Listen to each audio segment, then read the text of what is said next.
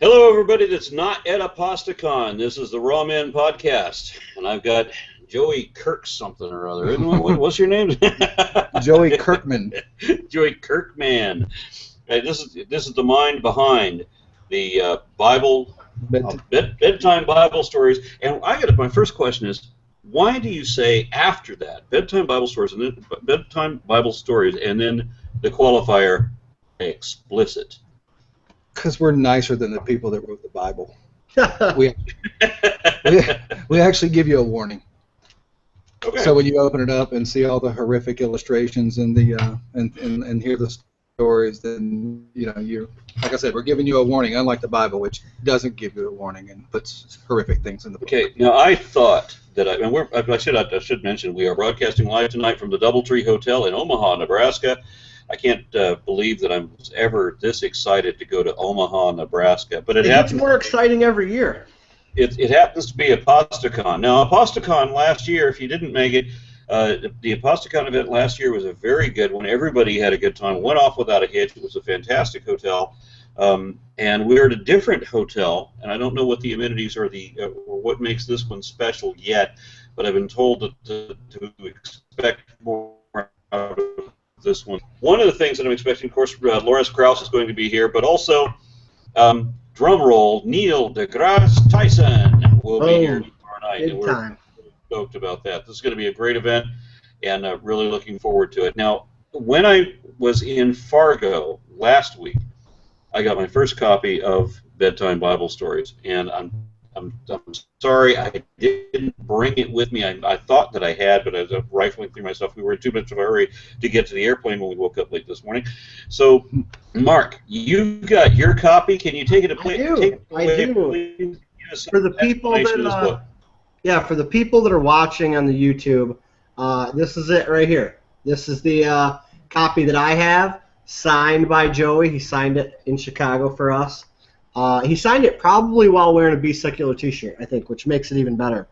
I don't know if you can see very well, but it's got many Bible verses written verbatim, right, Joe, exactly as they are in the Bible, and then illustrated descriptions of said verses. Like right here, let's see. Let me find it. Here's the ark. Many of you pulled out. Yeah. Can you see that? That's Noah's Ark right there. And clearly a mother holding the baby is being turned away to die. Clearly. Right. And she's also dragging a dead child with her legs underwater. And there's some crying animals, and I mean, it's some serious stuff in here. It should be noted. The Lord's ways are not our ways. Right. We have Joey on here because he's a great guy, and he's already in Omaha. I'm actually still in Maryland, going to drive Shannon to the airport for Apostacon tomorrow. But Joey and Bedtime Bible Stories is actually the sponsor of the Ramen podcast through the middle of November. So we encourage everybody to go and check out the website and buy a copy of the book. And whenever you buy sponsors' materials, it just helps the podcast. So we really appreciate that. And thanks for sponsoring us, Joey. Oh yeah, man! Thank you. I'm happy to do it. I was excited. And real quick, I hope you guys like the banner that was made for you. Yeah, that was also made by Joey Kirkman, the new Ramen banner, which is awesome. Is that the one where you and I are both cyborgs? Yeah, where we look like Kano from Mortal Kombat. Exactly. That was actually made by one of my illustrators. And his name, you can find him on Facebook. His name is I Am Pittner. Oh, you know what? It's so funny because I didn't know him. I've since added him on Facebook, but when I posted it, somebody actually made a comment and said, that looks like something that Pittner made. And I didn't know who that was until you told me that. So yeah, he's one of our new illustrators. The illustrator for the book is actually, the name that's on the book is Jason Ross, and it's actually a fake name. Our illustrator, he actually did a lot of work for Stan Lee back in the day, but he lives in a small town in Oregon, and he's afraid to use his real name, which is a shame. And I looked up J.D. Shapiro. He seems to be pretty well versed in Hollywood and in the entertainment industry too, right? Yeah, that's J.D. Shapiro is my co-author. He was the original screenplay writer for. You probably remember the movie Robin Hood Men in Tights. Yeah. Absolutely. Unlike some, I can affect a real British accent. Yeah, that was excellent. Yeah, Robin Hood Men in Tights. He had another one called We Married Margot, and he's been involved in probably 30 or 40 movies you've heard of, but I don't know all the names. But yeah, I met him in the comedy business about 11 years ago, and we've been writing partners ever since. He was trying stand-up out for the first time, and so we met in a comedy club. So what I'm concerned about, or not concerned about, he's living in Oregon. This isn't what we would have thought would have been all that fundamentalist. And you said that he's afraid of using his real name, or was that the other guy? J.D. Shapiro lives in Los Angeles. He's not afraid of using that's his real name on the book.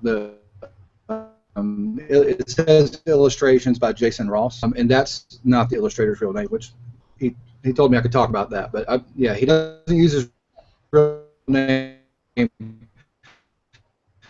The town he lives in, Oregon, is about popular, and plus I've had a death threat that part of it was I got a death threat when I started promoting the book a long time ago, when we first got some of the first illustrations out.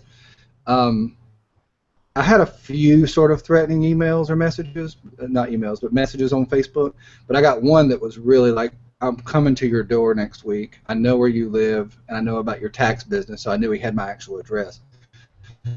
So the way I handled that was I screenshot the death threat, and I branded this guy, a lot of this guy's relatives that I found on the family column, and within a few minutes, 2 or 3 accepted, and I started tagging them in this screenshot of the death threat. And that sort of scared my illustrator. He was like, yeah, I don't want to be involved in anything like that.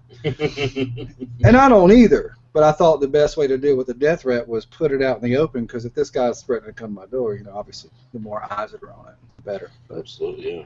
Aaron, have you gotten how that came about? Aaron, have you gotten your fair share of death threats over the years? Have you gotten your fair share of death threats over the years? Well, now you're going to jinx me, because I've never gotten a one. Wow, that's amazing. Maybe it's because you look so intimidating. No, I got to explain. I've never gotten a death threat that's related to my activism. Now, in my previous life, yeah, a few, but but not for anything related to what I do now. No. Huh. Yeah, I'm probably, and like I said, the other ones were just kind of people wanting to fight. This one was, I'm coming to your door and I know where you live. It didn't say I was going to kill, but I think that I'm with the book and the illustrations, I'm extremely blunt, and I think when you give your speech, it's extremely palatable, and I'm an asshole. No, I'm pretty sure that I'm in the colon section of humanity as well. Yeah. I just come across as a punk. You just come across as an educated scientist. Again, I don't know. It's which part of your life you're talking about, because once upon a time, before I was doing this,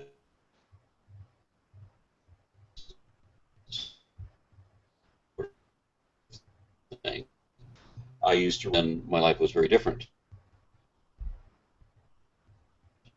and I had to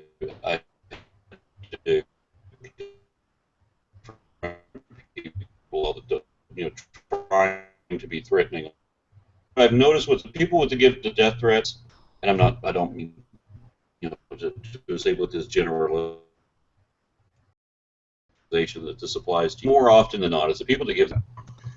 Yeah, there was a local Fox 8. I'm from North Carolina. There was a local Fox 8 story that I don't remember what it was about religion, but I don't remember the specifics.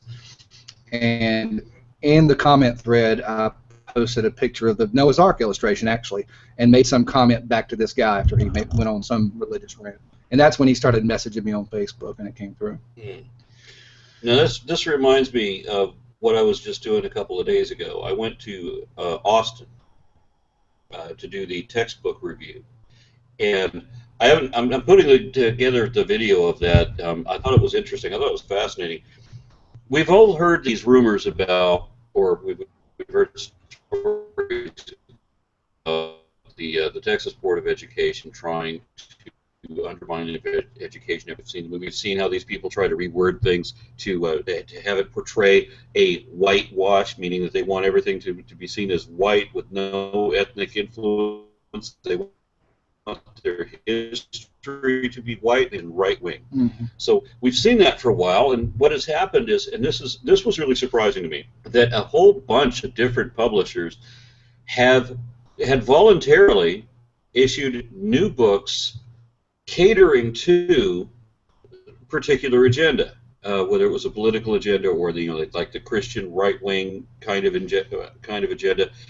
And the result of that was that we were giving testimony before the State Board of Education, wherein we're talking about factual errors in these textbooks, and what had come out to be represented was blacks, Hispanics, Jews, Sikhs, Hindus, atheists, of course, Christians, and Muslims. This huge group, I mean, it was at least 50 people showed up, representing all these different religious groups, all these different ethnic groups, all of whom saying that the history books that are under consideration for Texas, and of course that it decides a lot of the textbooks that the outside public also gets, was promoting a very ethnocentric, usually highly racist perspective. And Wow. all of these groups were saying were there to complain that their demographic had been terribly misrepresented and openly insulted. And they were completely correct. I mean, the things that the textbook said against all of these different groups, completely legitimate complaints. It stunned me that it wasn't just the backward people that the names you've never heard of, or the names that sound suspicious, like World View Publishing. Of course, that's going to be suspicious, and that got the most complaints, by the way. But it was also some of the mainstream publishers, the people that are already on the books, the people that are already respected. They were saying things in their text that were grotesquely inaccurate and also highly insulting. Saying that that the Muslims are far more violent than they actually are, and whitewashing any kind of negative history for Christians, and eliminating the whole idea of slavery altogether. They said that the reason they had a civil war was because the states were fighting over states' rights. Wow. Yeah, That's they didn't always specify the argument, states' rights. Yeah, they didn't want to say that it was the states' right to own slaves, because they didn't want to admit that there were slaves. Even though 4 years ago you had people that were on our Board of Education that were actually arguing for Jefferson Davis's arguments that slavery is endorsed in the Bible, therefore if we are to be biblical, we are to own slaves, and that's our defense. Something a little different now. Oddly enough, the Board of Education actually wasn't the villain in this situation. They were taking the complaints of factual errors that were being levied against the publishers that were published. The publishers who, up to this point, in many cases, had been respected, but were now pursuing an agenda. And the agenda, by the way, depended on the publisher, because some of the publishers, as you might expect, were promoting the ethnocentric Christian, what they call the Judeo-Christian worldview, which there is no such thing. Judeo-Christian means against the Muslims, against the atheists, and against all those other random assorted religions. There is no Judeo-Christian perspective. If you were to examine the Christian perspective and the Jewish perspective, they split in twain. The Jews, one of the things that the textbook said was that the Jews recognized Jesus as being a prophet of God, which of course is absolutely not true. He meets none of the requirements for the Jewish prophecies of Messiah. For example, just so people don't get confused about that, because a lot of Christians will tell me that Jesus meets these criteria for the Jewish expectations of the Messiah. He meets none of them. No. He wasn't a military leader. He didn't conquer all these places. He didn't take down Rome. He didn't do anything that he was expected to do. But we're giving testimony to the Board of Education, which normally, from my perspective, would be the villains in this situation. It was actually the textbooks, and the Board of Education and I were, and all of the other people that were testifying, despite the diversity of our backgrounds and our beliefs collectively, we were all against the textbook companies for their biases, regardless what the biases were, by the way.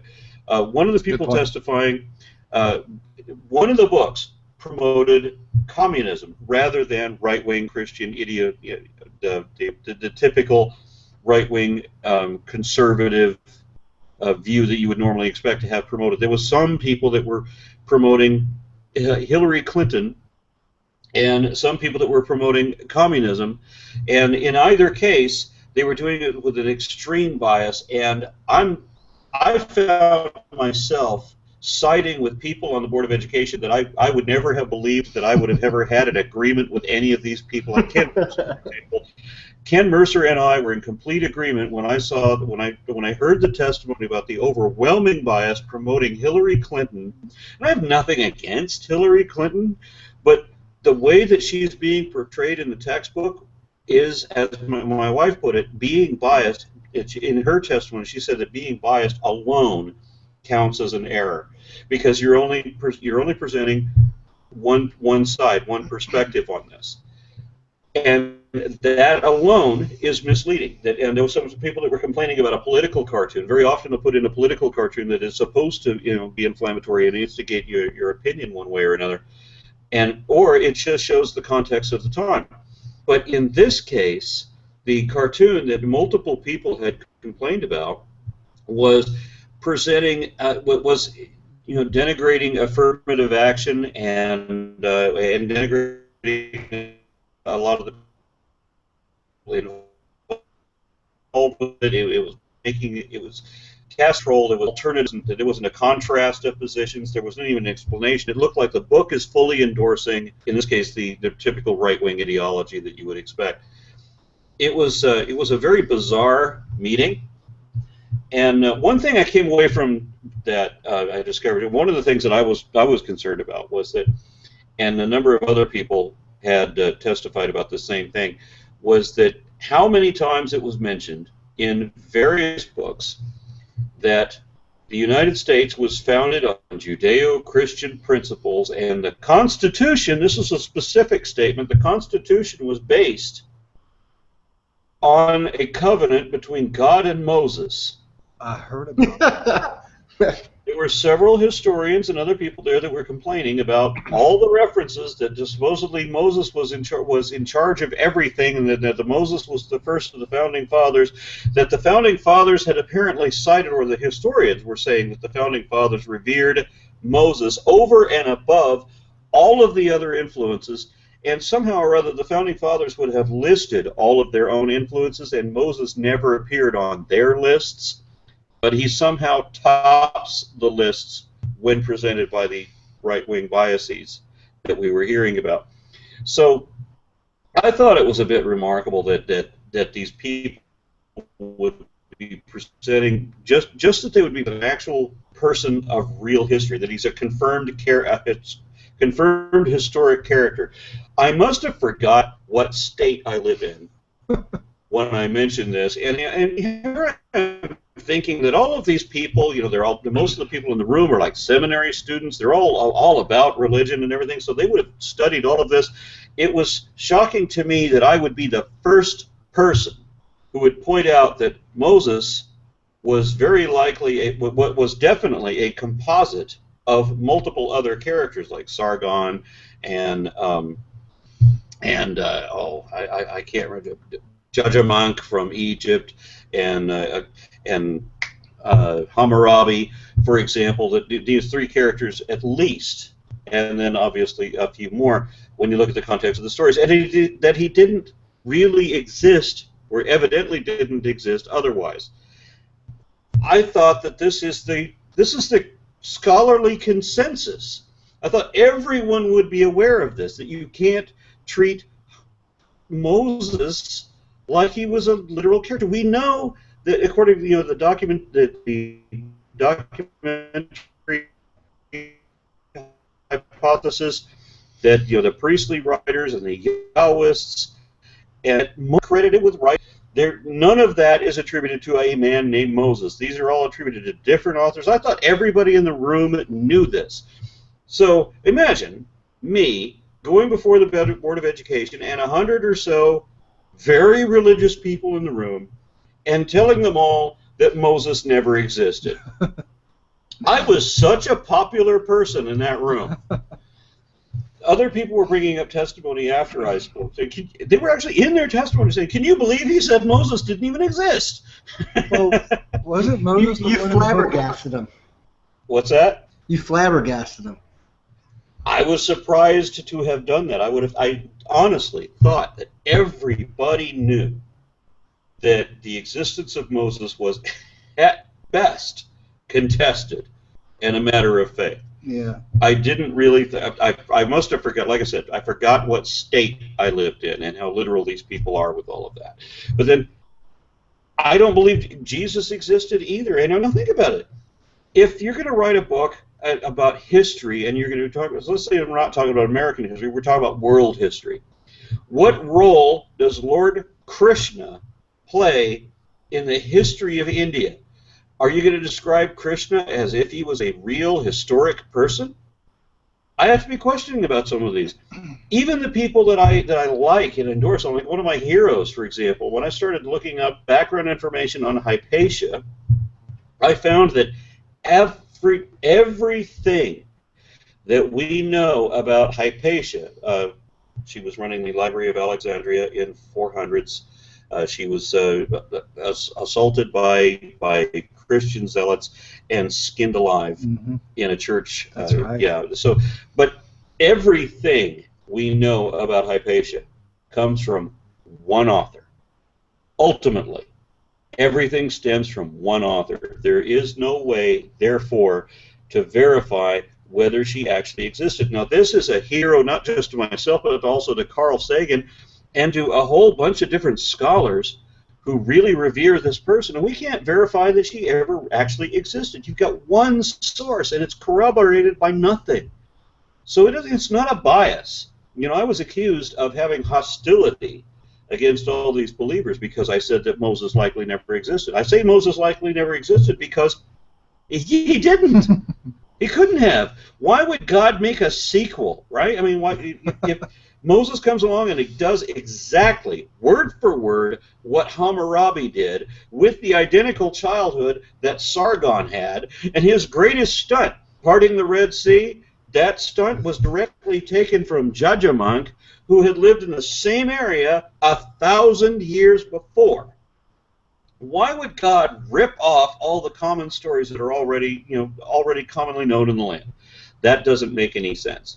And the stories themselves don't make any sense. So it is not a bias, it's not a hostility, but I'm being accused of being hostile and being dismissive and hateful against these people who are trying to preserve their Judeo-Christian heritage, which many of these people testifying said that's what America's all about. And most of them wouldn't know the definition of Judeo anyway. I mean, Christian, they would think they know because they have their own flavor that they prescribe to, but if you asked them what Judeo meant, I mean, you'd probably get as many answers as you get faces, and none of them would probably be right.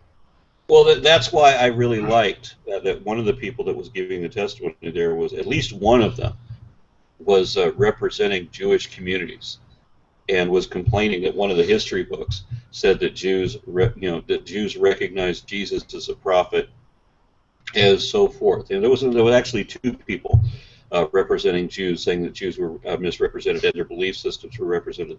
The Sikhs were really well represented. I didn't have any idea that we had so many Sikhs in Texas, but the Sikhs, the Sikh community sent out at least 4 people to testify on their behalf, complaining about the way that they had been represented. One case, for example, one of the history books said that Sikhs, and I'm saying Sikhs because this is the way I was taught to say the word in the 70s, and I only found out last week that that's not even correct. It's not the Sikhs, it's the Sikhs. But what was I going with that? Oh, you're all over the place.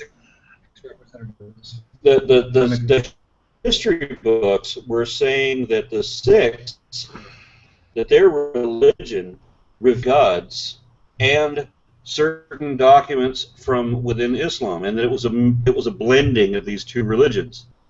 And one of the great examples for why that could not be the case is that one of the six was arguing that it wouldn't be fair to say that Christianity is a blending of Hebrew and Greek prophecies, and for that exact reason, six can't be represented that way either. The amount of ignorance that was in the textbooks was just outrageous. I mean, they said that the Roman Empire made no contribution at all to math, science, or architecture. Really? What? The Greeks got credit for everything, and then the history book actually said, but the Romans contributed nothing. Well, I didn't read the books, but I have to guess if they didn't give the Romans any credit for math, they probably weren't given any of the sub-Saharan African nations credit for anything either. Oh, don't get me started on the sub-Saharan African nations, because get this. All right, so one of the textbooks said that people living in sub-Saharan Africa before the age of exploration, it said that all the people that lived in sub-Saharan Africa were black Africans of the Negro race. Oh my God. In the textbook for high school kids. So this book I heard was published already, and they caught it before it's been distributed, right? It's published, but they haven't sold it yet. They haven't sold it yet. So they're trying to get the classrooms to distribute this book. It gets worse though, because the same book said that the people that lived above the Sahara in Egypt, of course, were Hamites. If you don't know what that means, they were descended from Ham, as in one of Noah's children. This is a history textbook. Well, they gotta account for all those people, Aaron. They can't just have them out there existing without any kind of accountability. In my testimony, I pointed out that the Hamite race never existed. Again, so I said Moses didn't exist, the Hamites didn't exist, the Ten Commandments didn't exist. It's plagiarized from Hammurabi's Stela of Law. He's asking for death threats now. Yeah, they expected me to say that God didn't exist. They didn't expect me to tell them everything that they believe it didn't exist. But seriously, the Hamites, they had no evidence at all to conjure the Hamite race. They really didn't. The reason that there was a Hamite race, they had to conclude when they first discovered the ruins of the Egyptian civilizations, realized what a great civilization this was. Honestly, this is the real explanation. They decided that such a magnificent civilization could not have been constructed by Negroes. So they said that these races, that there had to be another race there that was white, because if it required that they be smart, then it required that they be white. So they made up this race and then named it after an imaginary person who's a descendant of Noah, completely made up. So I'm telling a bunch of young Earth creationists everything that they believe is wrong. And I'm sorry, if you ever look at all the realistic depictions of Akhenaten, for example, I mean, these people were black. Yeah, they can build stuff that can be really cool. Wrap your head around that. Right. But this was a product of 19th century bigotry, and I was also able to bring up that this type of racial classification had been rejected first by Charles Darwin, and I showed that in one of my speeches. The exact verbiage that he used to bring that out, and then 16 years later by Franz Boas, and Boas got the credit for it. And then by 1940s, the whole of anthropology had rejected that altogether. So they were trying to put 19th century bigotry that had been discarded universally by the early part of the 20th century. They're trying to include that in the 21st century, to the outrage of everyone who has any idea what they're talking about. And they had Google and everything. They could have researched. Yeah, and how long did it take for me to realize Hamites? The hell is a Hamite? I know something about anthropology. I remember telling Hamite. Oh crap! So how did they? I'm really confused. How did they get this far with it? How do they get to? Well, they published it within their own community and within their own like echo chamber of truth. So everybody they asked said, "Yeah, that's right. That's how it was," and they just kept going. Somebody publish it, though. It doesn't. This seems like they have some moles at the publishing level. And I got being a conspiracy theorist there. Yeah, and I got to remind you that it wasn't just the people that were advocating for the typical perspective that you get from the young Earth creationists on the religious right conservative side. There were people that were also advocating extreme, and I'm going to say far left extremism, because when it's one thing to understand the advantages of some aspects of socialism over some aspects of capitalism. People get really upset if you say that capitalism is not the be-all, end-all, ultimate system, and that there are applications where a socialist perspective works better in these specific instances, because these people don't think about nuance. Right? Everything is a dichotomy. It's either you have free market, unregulated free market capitalism, or you have communism, and that's black and white, and that's all they got. And it's very disturbing to have a conversation with some of these people. I got to mention that when I mentioned that Moses evidently didn't exist otherwise, again, I thought I was talking about a scholarly consensus, right? Because my statement was that rabbinical scholars admit this, and that's true. They do. If you get, and same with seminary students. Really, I mean, anybody that really studies the Bible and really studies archaeology and so forth, well, they will come away and say, yeah, we don't have any indication that any of this really happened, or if it did happen, it didn't happen that way, right? I thought that every academic, every scholar knows this, and so right away.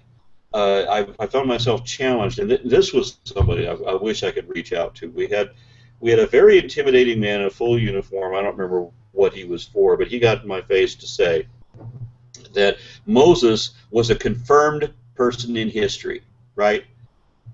I'm talking to a grown man who I'm inclined to give respect to, and I want to give respect to the man, but he's obviously got no idea what he's talking about in this instance when he's telling me that Moses is a confirmed person in history, and he's not going to listen to anything that I say. And it doesn't matter what references that I have. It doesn't matter what historians I can cite. It doesn't matter what senior rabbi I can cite. It doesn't matter.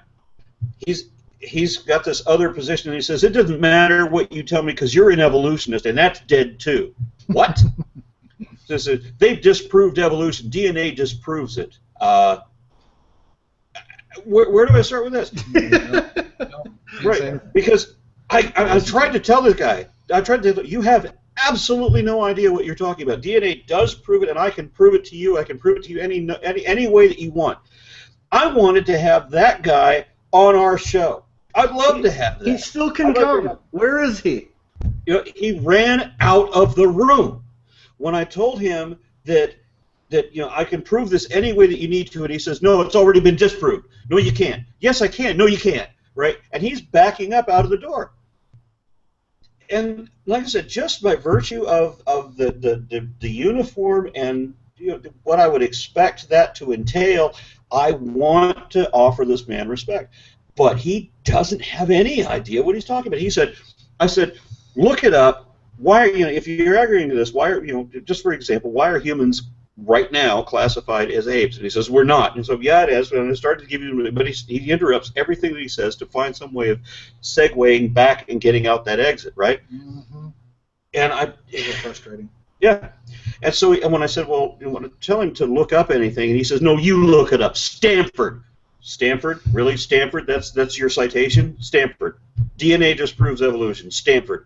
And so that's why you have the entire worldwide scientific community universally saying that evolution is a fact, period, and then you've got one guy who tells me Stanford, DNA disproves evolution, and yet none of these scientists worldwide, absolutely none of them, are aware of this. I would love to have that. Wouldn't that be great to have the guy on the show? Can you show me one person ever that heard this story about Stanford and show me how it disproves it? I'd love to have that. Great. This guy wanted out of the room. It'd be great to have him on the show with some evolutionary biologists from Stanford. You know, have them on the show too. Yeah, and he was angry though. And it's funny thing about how some of these people, you hear the story about when you plant a seed of doubt in their minds, and it's clear that a lot of people didn't expect anything that I said when I was in there, because I mean they were shocked they'd never heard this kind of stuff before, and that's a little disturbing to me when these people have heard nothing of what I'm even talking about, yet they're claiming to pass legislation on education when they've got no freaking clue. I know it was a very frustrating conversation, and I was angry that I couldn't. Not angry. I was actually sad that there was no way I could reach that guy, because he just wanted to get out of that conversation, and he was angry that he was not intimidating me by telling me, you know, DNA disproves evolution. Stanford, look it up. In that situation, a lot of times people just want to voice the anger and the frustration they initially felt when they heard you say it. They don't want to hear you say anything back. They don't want to continue the conversation. They just want to. You made them so frustrated that they want to say that and then get out of there, because they don't want any more of that frustration. Yeah, well, after I gave my piece, a number of other people had mentioned the Moses thing, and they were all outraged and aghast. And I'm not including everything in the video that I'm uploading, because I recorded 4 hours and 47 minutes worth of video. And I do want to say this though. When I walked into that place to give the hearing, there was this one guy that showed up immediately that just wanted to meet me and shake my hand because he had seen all my videos and all of this. And I was very appreciative, and he's going to give his testimony. He was testifying on how Native Americans had been misrepresented in our textbooks. Oh, I bet that was a nightmare. I don't know. Frustrating thing was that we ended up going off to someplace for lunch, and then we found out that they were reconvening before we thought they were going to. We thought we had like a full hour or whatever, and no, they weren't doing that. It was like a half-hour thing that they were doing downstairs and then coming right back in. So we couldn't make it back into the building in time. So I called a friend of camera so that I could get all the testimony before, since I can't get it back in the building to turn it on myself. He did get around to doing it, but he didn't turn it on in time. So when I come in, I see this person. The film starts with this person saying, "Thank you very much." And so there's one person whose testimony I didn't get. One person, of course. Which guy was it? Right? The one person who's going to be looking for his own testimony in my video, and I felt really, really bad about that. So, yeah. Do you have contact with him? Maybe we can get him on here. That's a good idea. That's not a bad idea. I believe his name. I know I'm going to mispronounce it. I believe he pronounced it something like Arroyo, but not quite Arroyo. It was close to that, but he'll know. Probably look it up. I'll see if I can look it up, and I'll see if I can get him on here. So I have a question about the Moses thing. Yeah. Okay. So if they're trying to assert Moses in these texts for public schools, what are they going to do when these young children actually research Moses? And wasn't he the one that in the book of Numbers told the soldiers to kill the men and women but keep the young virgins for themselves as spoils of war? Like, how is he like a role model for a founding father in the first place? The argument is that Moses sends out all these people to wipe out this other group simply because they don't believe what Moses believes, right? And so he commands that his people go in, raid these people's houses, burn everything to the ground, kill other animals, kill their grandparents, kill their fathers, right? And so the guys bring back the mothers and the children. And Moses gets mad that you let the mothers live. So he commands his followers to go and murder the mothers in front of their own children, or murder the baby brothers in front of their own mothers, and then murder the mothers right in front of the sisters, and then and he specifies that you're going to kill the males among the little ones. Mm-hmm. Now, there's only one way I can interpret little ones, and I understand that in the Hebrew tradition, they have this thing, that the bar mitzvah, whatever. It's like you're 13 and you're in. Obviously, this correlates with puberty, right? So we're talking about prepubescent kids. Murder all the males among the prepubescent children, but keep the prepubescent little girls for yourselves. And there's only one way to interpret that, but the argument that you hear is that these guys who murdered their whole families, their grandparents, everything, burned everything to the ground, stole everything that they had, murdered their mothers in front of them, then took, and you know what they're going to do with them. But the apologists would say that they were not immoral purposes. Because for some reason, the mothers and the fathers and the brothers, this is not immoral. Enslaving the little girls is not immoral somehow. It's amazing to me how you justify all of this heinous atrocity to try to pretend that any of this came from a superior being, much less a supreme one. And exactly. And what does that say about the people today who are trying to insert him into an educational textbook? How are we even here? Why am I not hearing the Twilight Zone music right now? You know what somebody ought to do is that's insane. Somebody ought to come out with a book exposing these kind of heinous atrocities from the perspective of somebody who doesn't believe that shit. And they ought to have it animated. They ought to have it animated and have the words verbatim from the Bible in there. How come someone does that? Actually, when he was saying that, I was thinking that story needs a short film, not an illustration, because there's a lot going on in there. But still, how does he end up in a textbook? Why would they want him there? Is it? I'm blown away by that. The least of my complaints on this is that Moses complained that his men were being merciful. How dare you be merciful? Wow. Yeah, so that goes right alongside of my book. So, there you go. And that's what we tried to do was I'm just saying I wanted it to come back to that. So just we mined out a lot of those gems. I mean, we did some of the ones everyone knows about, like Noah's Ark and Elijah is jeered, where God is directly implicated in killing 42 children. Let me bring up one of my favorites. In Genesis 32. We have Jacob, I think his name was Jacob. He's wrestling God. You remember this one? I don't. We didn't illustrate it, but I know what you're talking about. Okay, but just think about this story. Okay. If you're doing an update, maybe. This is one of my favorites because Jacob is wrestling God and beats God, even though God cheats. And the way that he cheats is very good because they say that he touched Jacob in the hollow of the thigh.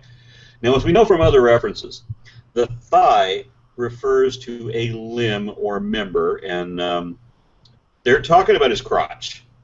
So God basically hit him in the nards. Okay, I don't know this story. I want to know it.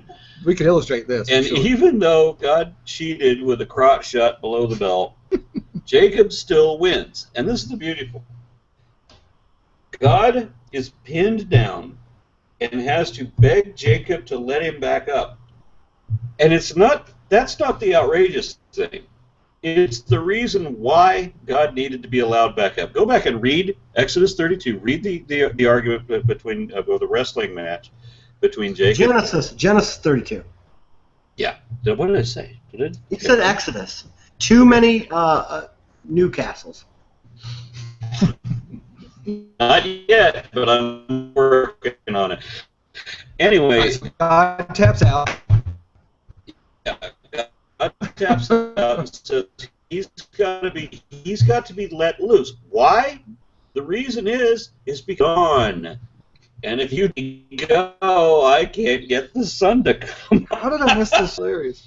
So yeah, so he has to let, and then this is when God changes his name. It's Israel because you have wrestled God. But the thing is, God has got to be let go because if Jacob holds him down, the sun won't come up.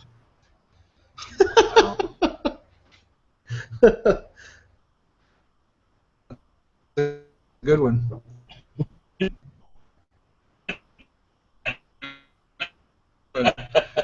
Crotch shot, then a tap out.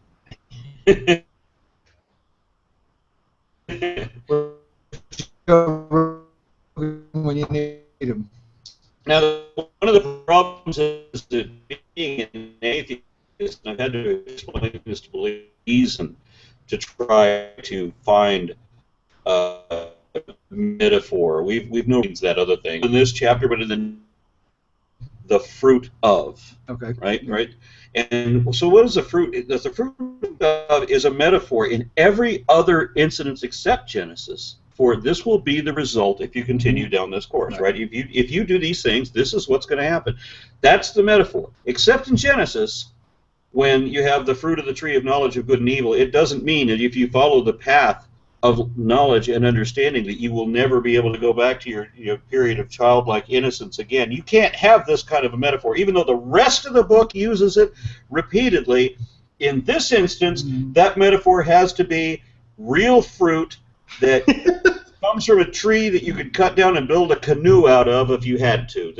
It has to be literal there, but not anywhere else when the exact same term keeps coming up.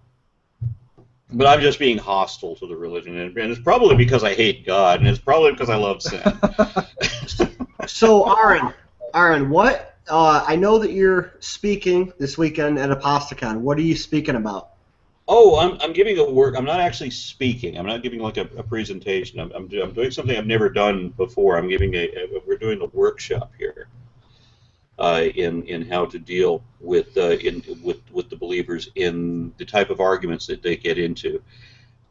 Simple things that you commonly encounter, what you normally expect, and why they're coming at you from this angle, and how to deal with that. One of my examples, for example, is in how every time you get into an argument with a believer, if they are an actual apologist, if they know this argument at all, and they've argued with a few evolutionists before, right, or however they want to generalize this, it comes down to, for whatever reason, in order for their perspective to be real, reality can't be.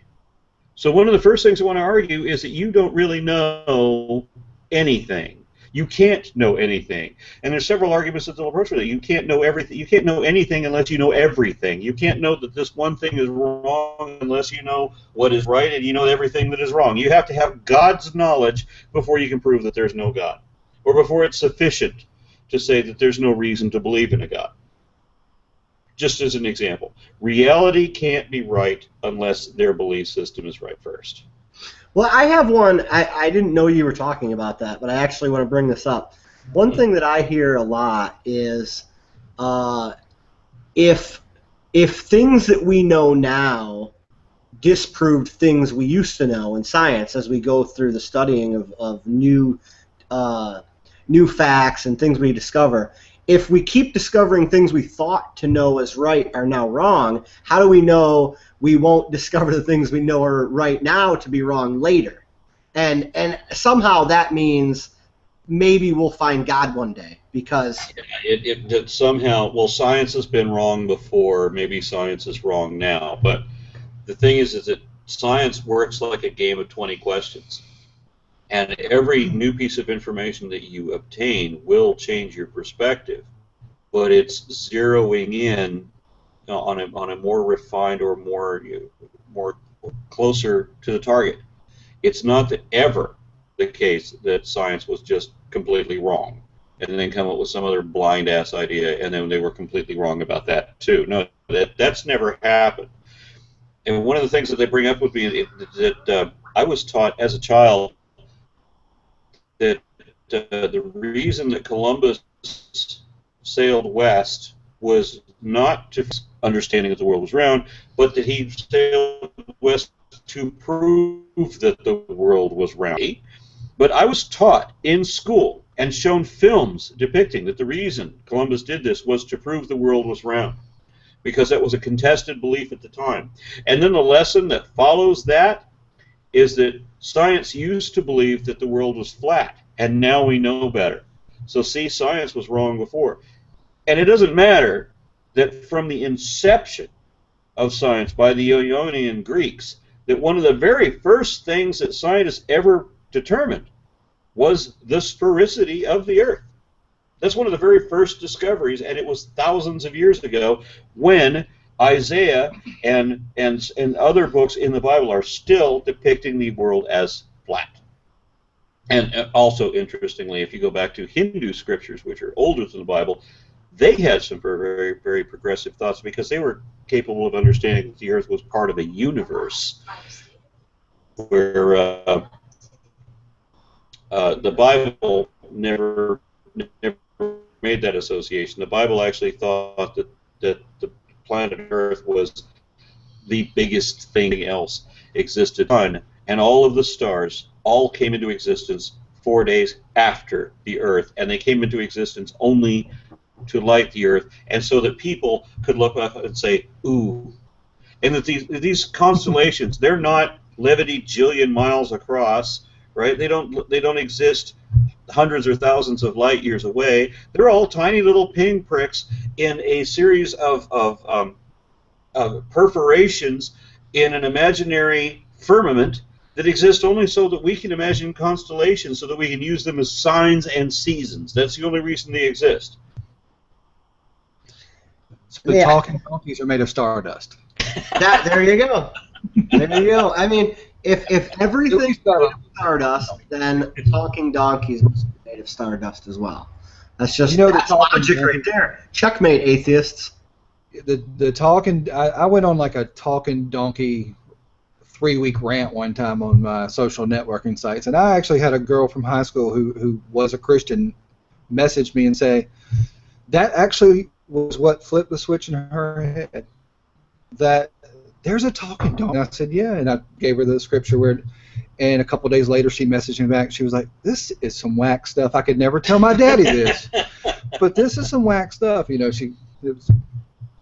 most Christians don't know there's a talking donkey made of stardust, of course, in the Bible. Yeah, most of them won't read the book, and then when they do, it's really disturbing. You've got some honest people out there.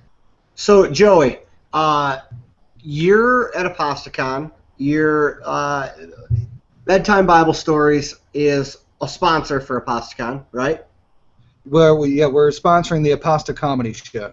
Okay, and I think I saw something where people can get the book with like a discount or something during Apostacon. Was there a code or something like that? That was a 3-day ebook sale that we had. Ooh. Coupon code. So you missed it, suckers! All you suckers out there, you missed it. Yeah, sorry, that was a couple weeks ago. But can I mention Dogma Debate? Is there one on there? Yeah, say whatever you want. I'm just kidding. Did you puts his hand in front of the mic. Yeah, like nobody could hear that anyway. It's between me and you. No, there is. Did you want to finish your point from a minute ago? I think there was some lag. Okay, finish your bit first, and I'll go back to that. Okay, well, we do have if someone wants a good deal right now, the cheapest place to buy the book is actually through dogmadebate.com. If you go to their homepage, you'll find Bible Stories cover that you were holding up a little while ago. If you click on that link, you get 10% off plus free shipping anywhere in the United States, and that's actually cheaper than anywhere, including if you bought it through me. Because they got it. Yeah. You do have it for sale at Apostacon, though, if people are listening to this tomorrow morning. We do have some books for sale here, but I will tell you, they have been selling really well. And the ones that I actually had in my office, we bought a ton of them about 6 weeks ago, and we're down to 30 for this weekend. And I never expected that, but it's been a really good roll for us over the last month and a half or so. But we have 30 books here, but what we're going to do is I brought my wife, Lindsay, and my daughter, Macy, with me, and we have a booth at Apostacon, and we're going to set up the computers, and we've brought some sketch prints that have never been offered anywhere else before, and these are some of the early drawings, penciled-out drawings, and they are prints, but they're numbered, and we're giving those away free to people who purchase them, and we're actually going to have Amazon ship the books directly through them once we're sold out here. I think we will sell out here. There's a lot of people coming this weekend. And the website is bedtimebiblestories.com. My website is bedtimebiblestories.com. If you buy through there, you're going to be paying a higher price than if you went to dogmadebate.com and clicked on their link. There you go. Penn Jillette said on one of his episodes of Bullshit, Penn Jillette said that if you want to create atheists, you need to read the damn Bible, because nothing will get you there faster than reading the Bible. Because, as I said, you've got some honest people in there that, were they to read the Bible, they would. It's typically reported that the catalyst that turned people away from belief was finally cracking open that book to finally read it at last. Now, you've got other people that have been programmed to read it in the Spirit, right, and who do things like what they call eating the Word, which is when they force themselves to believe whatever the hell it says. But not everybody can be that dishonest. We've had people say that if the Bible said that 2 + 2 = 5, they would believe it. If the Bible said that Jonah swallowed the whale, they would believe it. Those people can't be reached. But most people are not that way. Most people think that the Bible is something beyond their comprehension, and that there's maybe some loftier way to understand it. So they will turn to their authorities. When they read the Bible and it doesn't make sense because it can't, then they will turn to their authorities to explain, what the hell does this mean? And as a child, I did something similar. But the fact is it really does read that way, and it's really a terribly boring book. And so if there are other ways of representing, the Brick Bible does another good example of this too, by the way. So there are people that can't ingest the Bible the way that it is, but if you include illustrations on top of the actual verbiage to show that this really is what it says, then this is what prompts people to think. Because when I read the Bible, I remember asking everybody around me, nobody can tell me. How would you describe the firmament? People are supposed to make sense of this in reality, and when the firmament is described as a giant crystal dome that has windows in it that lets the rain in, what the hell is that supposed to be? And the sun and the moon and the stars are all supposed to be inside the firmament, like stapled to the top of the firmament in the expanse of the... What the hell is a firmament? Nobody can explain it, right? So they all think that there's some loftier scholar somewhere who can explain it. No, that's why they call it apologists. There's people making up excuses to dismiss all these other questions. Yeah, and as soon as you hear someone say, well, God is sovereign,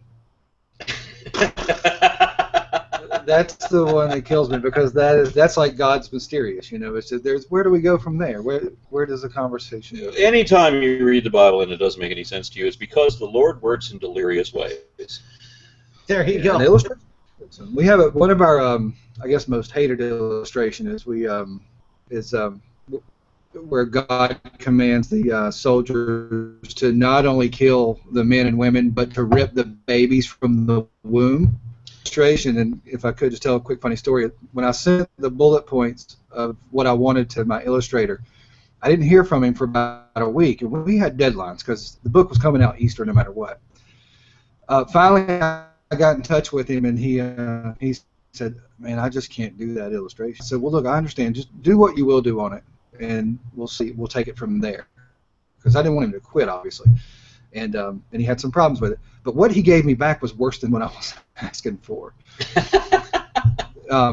There's an illustration. The illustration for that Bible verse is a soldier's holding a baby by an umbilical cord over his shoulder with a smile on his face, and there's a mother with her womb ripped open. And we had to be that graphic. Of course, my illustrator took it he put the baby there, but that does depict what the actual Bible verse said. It says, rip the babies from the mother's womb. So we put it in there, and our whole thing is, if Christians get angry at us, or even sympathizers get angry at us, we constantly say, it's in the Bible. Are you angry at what's in the Bible, or are you angry at us for exposing it, illustrating it? Either way, it goes back to the Bible. Did you show anything about the abortion performed in Numbers 5? No. That's too bad. Did not. It's too much, Aaron. That's just too much. You went too far. I think we do say in the book, though, with that illustration, when you're reading just before it, we do say that so much for God being pro-life, which you've heard that before, because he commands that the soldiers rip the babies from the womb. What did the babies do? Those babies were innocent, right? You have to be born into sin, right? So they weren't born yet. So why were they slaughtered? Well, the interesting thing, God is sovereign. When you go to the Bible as a moral guide, you got to remember that according to Jewish tradition, and who was it that wrote the Old Testament anyway, according to them, that an unborn fetus is only water for the first 45 days. And after that, it is a limb of the mother, specifically the thigh is the analogy, and that it doesn't become infused with the spirit to become a living soul until it is born. So you can perform, and there are Hebrew documents that detail how to perform a partial birth abortion. Wow. Yes, but in Numbers 5, God performs abortions for as trivial a reason as the guy goes out on a hunting party, he comes back, he finds his wife is pregnant, he does the math and realizes that the conception period was probably when he wasn't home, and so he accuses her of being unfaithful to him, and he wants to have her fidelity tested. So he takes her to a priest, and the priest then casts a spell on her and makes her drink a potion, and the potion, enchanted by God, will either cause her womb to discharge, is one translation, or will cause her thigh to rot, which is the colloquialism attached to the same thing. But in either case, it is an abortion.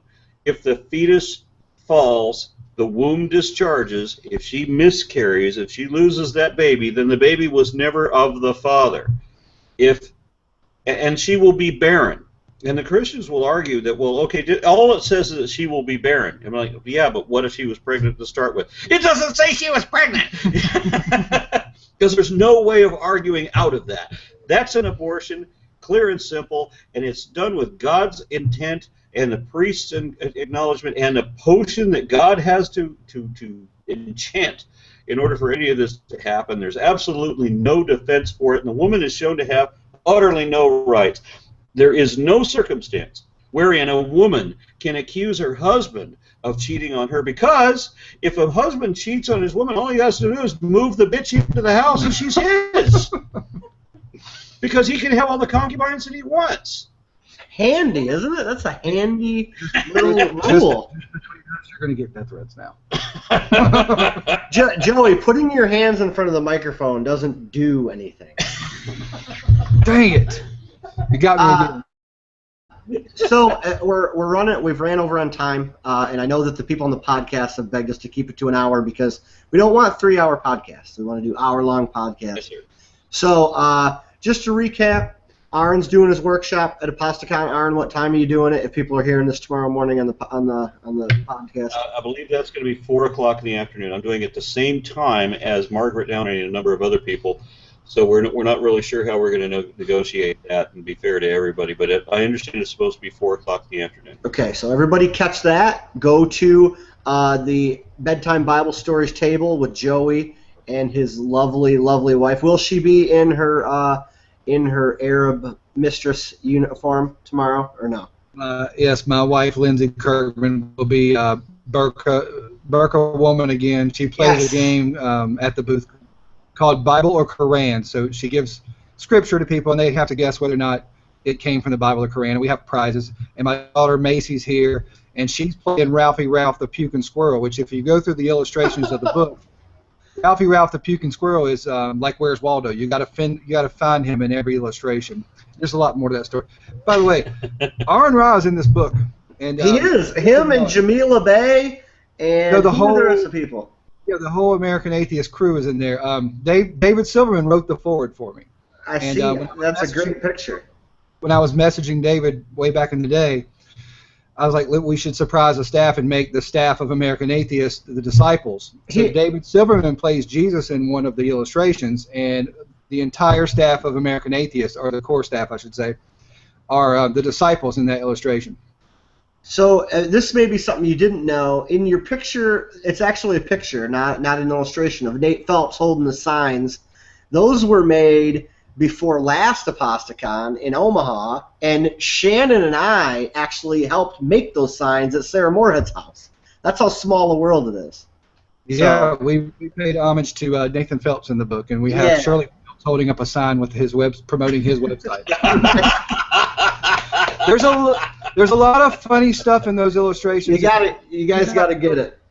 You got to get it. And Shannon and Jennifer Lovejoy from Carolina Secular Conference, which is in October. I don't know if you're going to that, Joey. That's in your neck of the woods.